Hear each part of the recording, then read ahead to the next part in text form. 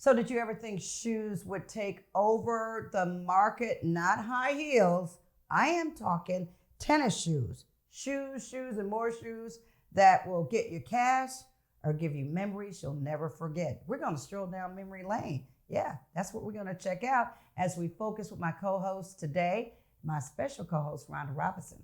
Welcome into the Shelia Smoot Show. The Shelia Smoot Show starts right now.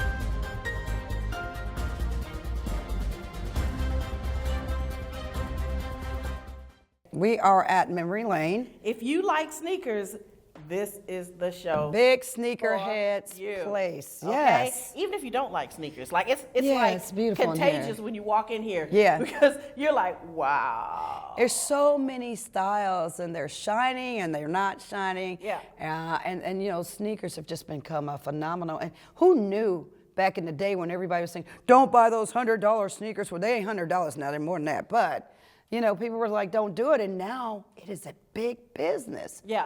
Sneakerheads. Yeah. My daughter's one, I tell you. You shouldn't have told her you were coming over here.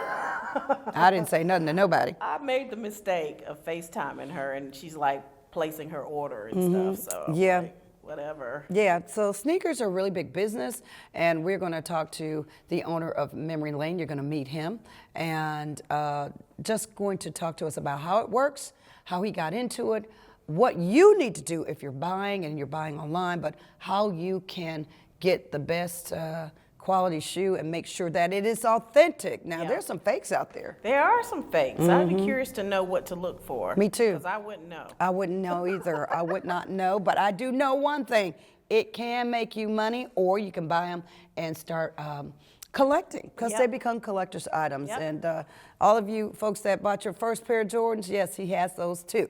I'm not going to ask him how much they are, but I remember it. I remember all the kids had them at my school, and I'm like, I'm not getting no J's, Jordans, blah, blah, blah, blah, blah. I think I got, I don't know, Goodyear or Kmart. I got Converse. My mother bought me a pair of Converse. You know, when we were coming up, that was kind of the thing. So, yeah. Yeah, they weren't comfortable. I like the sneakers that are bling, because I go to a lot of events and, you know, it's dressed up, and sometimes I don't want to wear a 2-inch, 3-inch, 4-inch heel. And I've got a couple, especially the long walks when you don't have the valet parking and stuff. Right. So I've gotten a couple of bling shoes. They're like really sparkly. I've seen them. But it goes with my dress, and people love cute. them. And it's cute. I can dance. And comfortable. And it's comfortable. So I'm looking for a pair of those. So I'm liking the bling shoes. Oh, yeah. That I can wear, because I can walk in them. Over are the days when we were like struggling to walk around in those shoes that you just have to sit down in all day. I mean, really.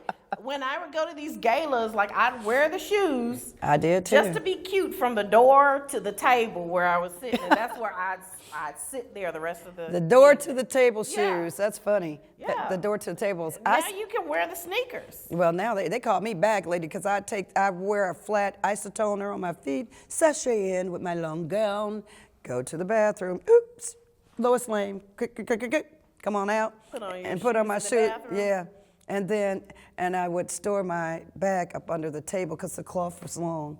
Yeah. But now you don't even have to change. Nope, you don't. You just wear the sneakers. You can wear the with sneakers. dress. People love it. People love it, in. and it's the in thing. All right, so we're going to get our consumer alert, and then you'll get to meet the owner of Memory Lane.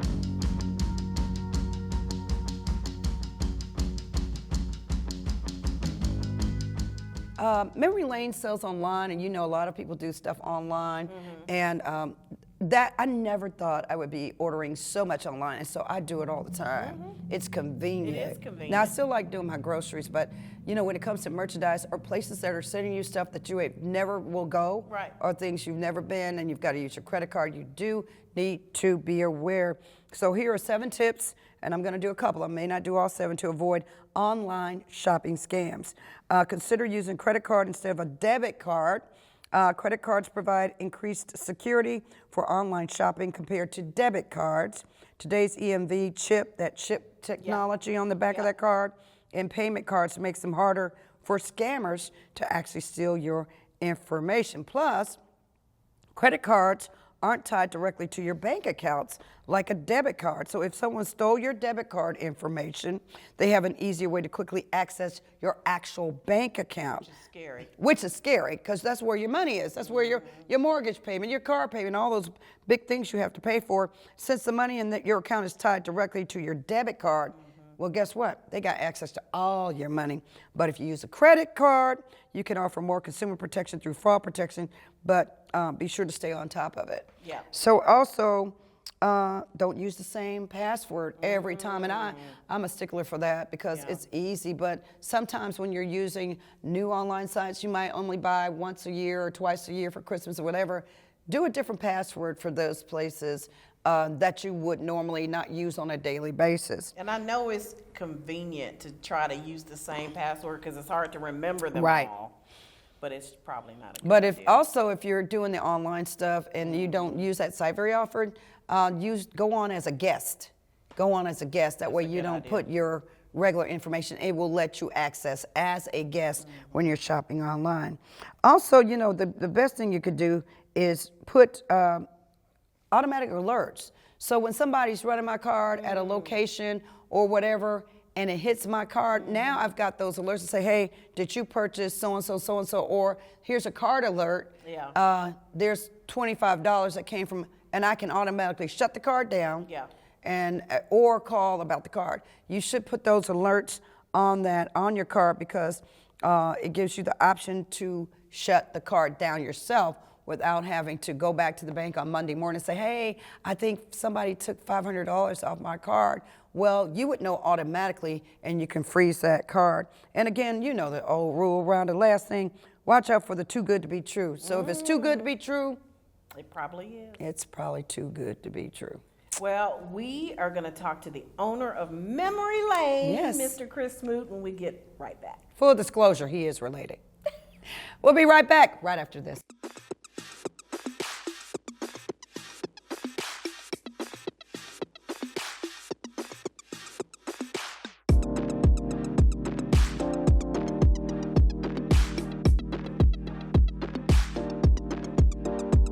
Welcome back in The Focus. I am Shelia Smoot. And I'm Rhonda Robinson. And I'm so excited to talk about Memory Lane and all the goodness inside of Memory Lane. And how can you get good with tennis shoes, and then he has apparel and everything. But what made that whole thing and where'd the name come from? So I know you've been waiting because it is stacked in here. I love this location. This is the downtown location, have a Bessemer location. Everybody welcome in Chris Smoot, owner and developer of Memory Lane. Hey, Chris. How you doing? We're good. We want to know all about it. How'd you start? So, how the name came about, it was supposed to be Smooth Sailing first because I was trying to incorporate my last name somehow. Like we always do. That was kind of corny, low-key. And I think I heard it on a song one day and was like, man, that's kind of catchy. And it stuck, and I just kept saying it over and over again, voila. But it started my last year of college. Okay. I took a study abroad trip overseas, and I visited New York, Paris, London, and Milan. And I seen a store like this in London, and I thought, man, that'd be like super cool to have back home. But I didn't think I could do it. So when I got back, I was at my mom's shop one day, and her shop is across the street from mine. And I looked outside and seen a building that said for rent. And I went over there, looked inside, and it happened to be an old shoe store already. Oh my goodness. It was Wow, meant you never to told be. me that. This would be perfect. So Wow. called the number on the line, thinking he was gonna say like an outrageous price, but he said something that was super duper reasonable. So I used that last student refund check from school, and started from there. Wow. So you have a background, you went to Bessemer City High School, for those of you watching in Alabama. Bessemer, was it just Lanier or Bessemer City at the time? That for the first two, then it was Bessemer, the last two. And you made that transition, you were at the top of your class. Somewhat, yeah. No, you were at, he was at So humble, look at that. He was at the very tip top of the class. And then it was on the dean's list at the Really? University of Alabama.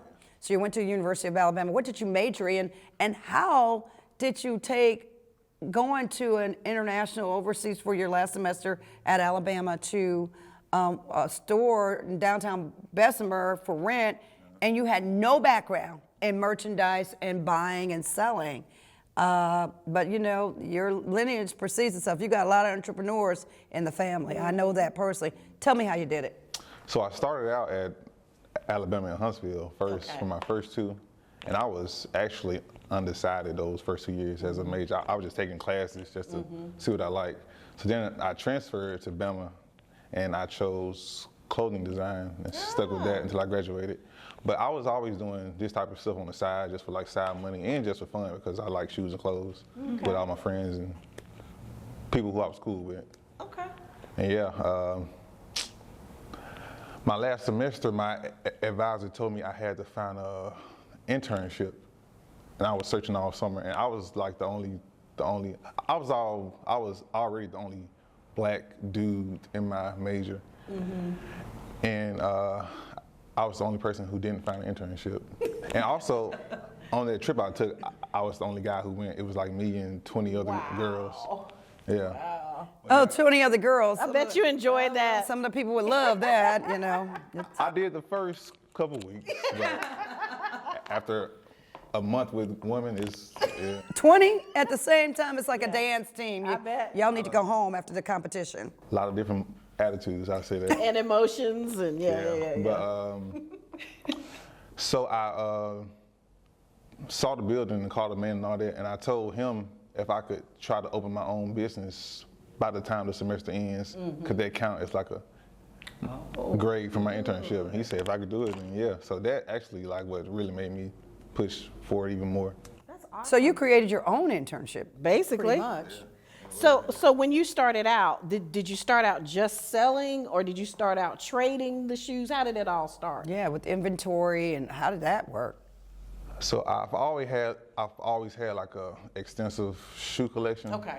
So I sold everything except like 3 pair. I sold almost like 100 pairs of shoes. So you had your own inventory because you have been collecting over the years as a kid. But I also didn't know about the finance part of owning a store. Oh yeah. So a lot of unexpected bills and stuff came away. So every time something came up, I'd sell a pair of shoes to my friend who bought shoes from people and sold them online. And he happens to be my business partner now in all 4 stores. Okay. Yeah. All right, and so you started in Bessemer, and then tell us about how you ended up with 4. Expanding. Yeah, 4 stores. So we started in 2017, then COVID hit and we had to close down, and that was tough because we're not essential, so we couldn't really do nothing. So we just started being creative. We started our site, our website, and we hit customers and tell them we're buying, they can make appointments to come by the store and sell shoes.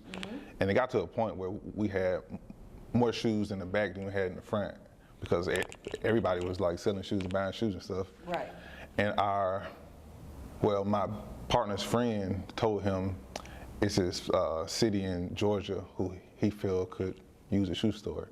So we went and checked it out and found the building. I'm like, man, it's perfect because the hardest part is really trying to find inventory to put in the store, but we already have that in the back. Right. So we just got a U-Haul, filled it up, And went somewhere else. took it to Georgia. So you just took a chance on yourself. Yeah. And then you opened this beautiful downtown store and you invited me. You're like, hey, stop by the store. And I'm like, oh, okay, not a problem. I came driving through here. I can't get in there. It The blows you line away. was down 2 blocks. What is it about shoes that people want to be lined up on a Saturday morning when you do whatever your release is? What is that? What are sneakerheads? Who are these people?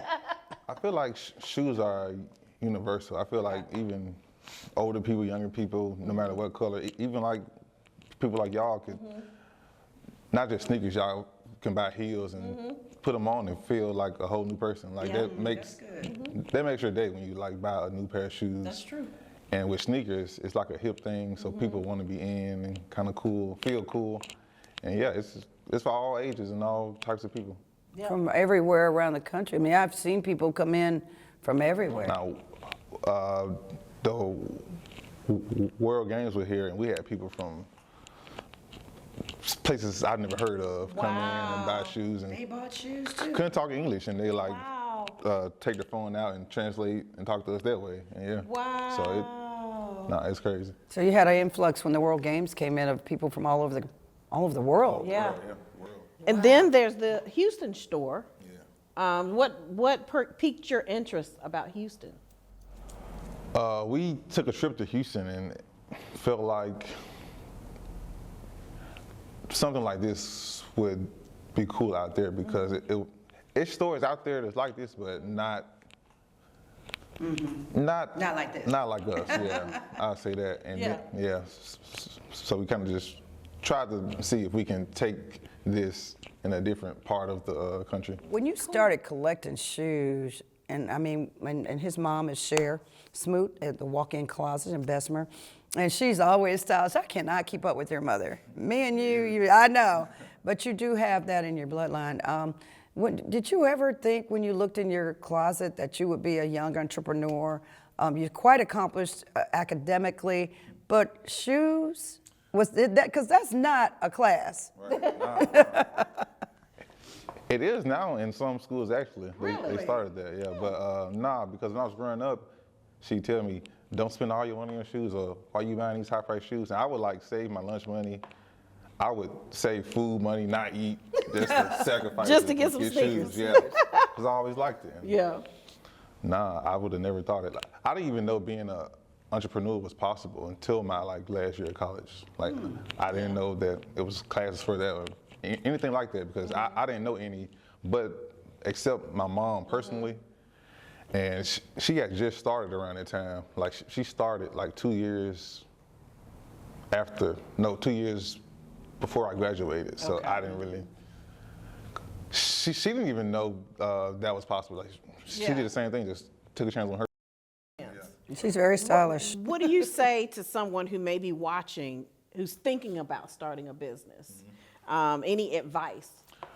Do your research, because I did it blindly and You just jumped in head first. jumped in thinking, okay, I'm gonna get the building, I'm gonna buy shoes to put in it, and then Just like one of them smoots, they just jump in.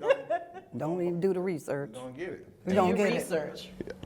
My first day, I made like $3,000, and I thought I was like balling.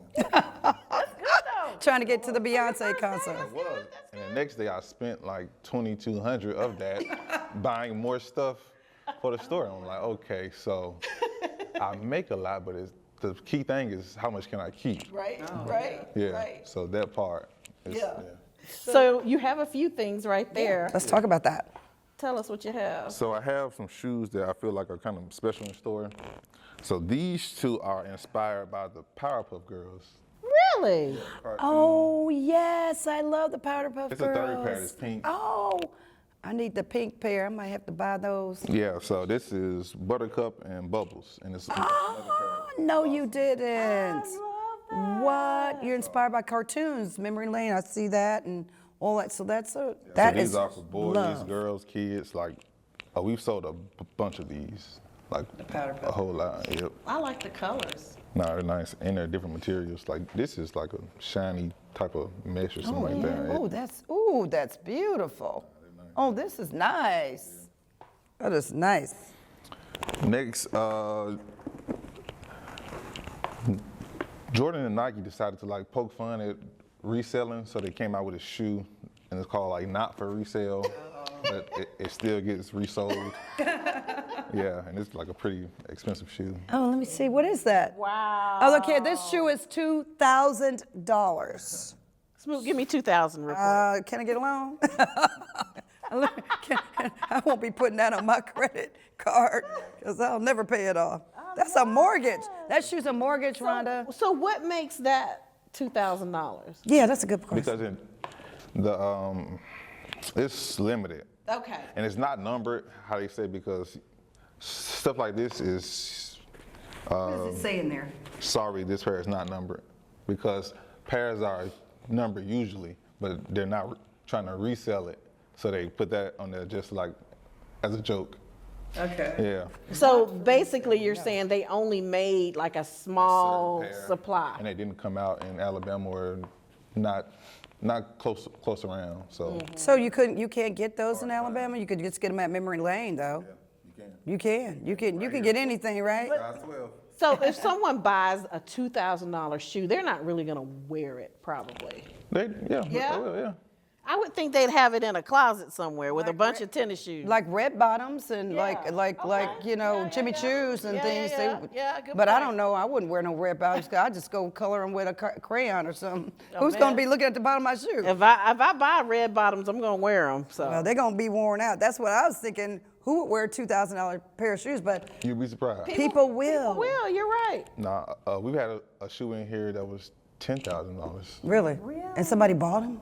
Yeah, somebody traded towards them, so they traded like 20 pair of shoes and added some cash on top. Wow. Oh, so that's a whole nother thing, and we'll get into how you trade and buy and sell when we leave, like kind of consignment. So what's your next shoe? The last pair, it's a shoe that doesn't come out Ooh, that's pretty. until next month. Really? You already have it? Yeah, we get shoes that haven't came out yet as well. I love that shoe. What? So at the airing of this show, the shoe has not been released, but at the re-airing of the show, It probably it will will be, be. yeah. So you have it now. Yep. Is it priced yet? This price is $320. $320. But cheaper than I thought it would Not be. bad because the shoe now is like $210 plus tax. So that's not There's so nothing, bad. right, for sneakerheads or people who like shoes. That's like a drop in the bucket, And to right? stunt early, so. Yeah, stunt early. Yeah, for those of you who don't know I what love the stunting 23 on the back. is.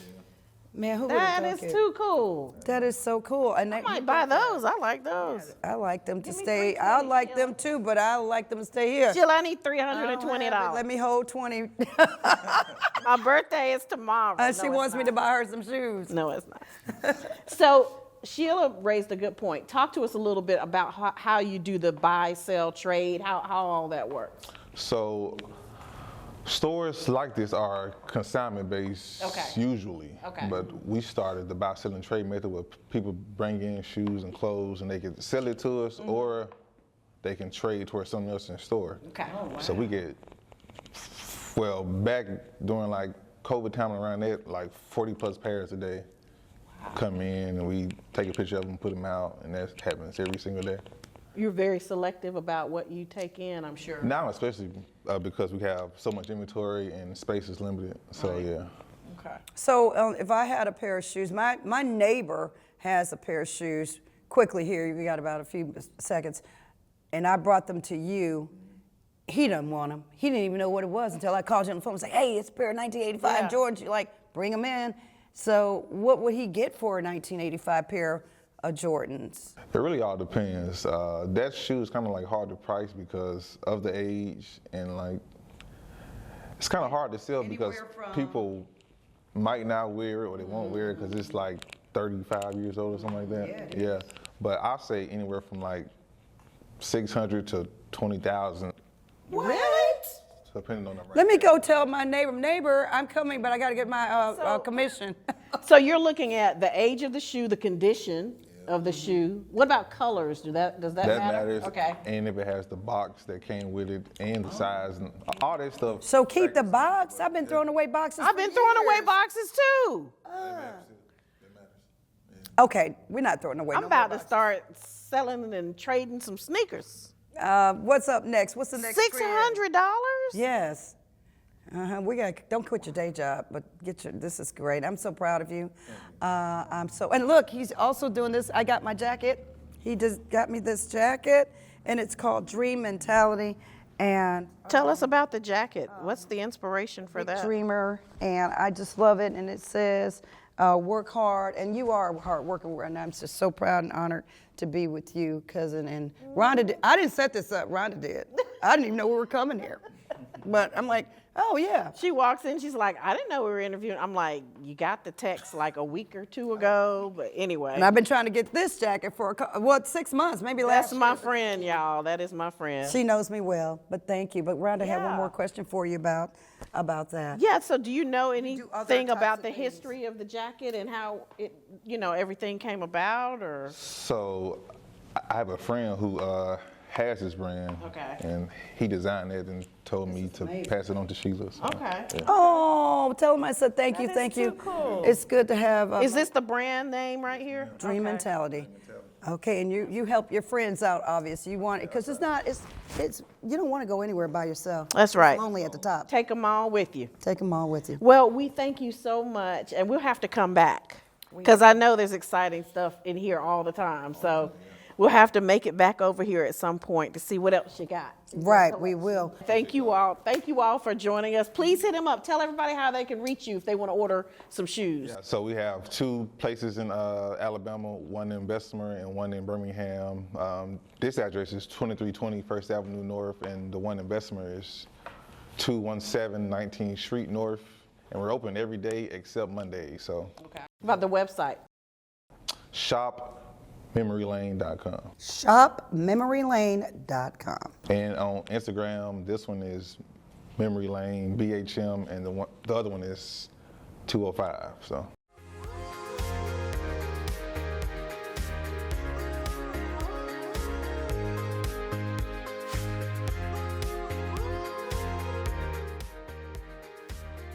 And here's today's home of the week. This is a beautiful all brick home with great curb appeal. This home is huge and has a huge backyard and has a great stately presence. The belle of the block. The family home is a 4-2 with a primary bedroom bath on the main floor and 3 bedrooms upstairs in the West End area. It has formal living and dining room and a den on the main floor, an enclosed porch and a center block storage room outside that can be a man cave or a she shed.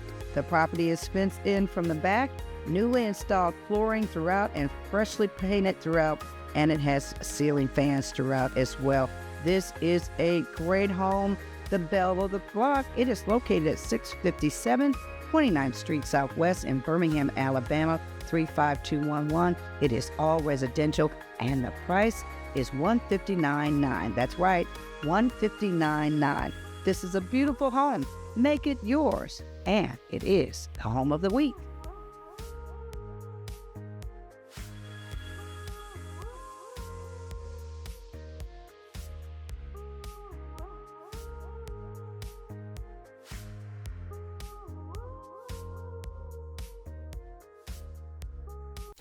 I hope you learned something today. I sure did. Got a chance to focus on shoes. And who would have known that the shoe game would really be something to see. Thanks a lot for Memory Lane and letting us come into the store. I never thought my cousin would actually make a career out of shoes. I certainly couldn't have called that when he was a little kid. I'm real proud of him. Real proud of you for sticking with us. Don't forget, don't be a sucker. Be a consumer. We'll see you next week.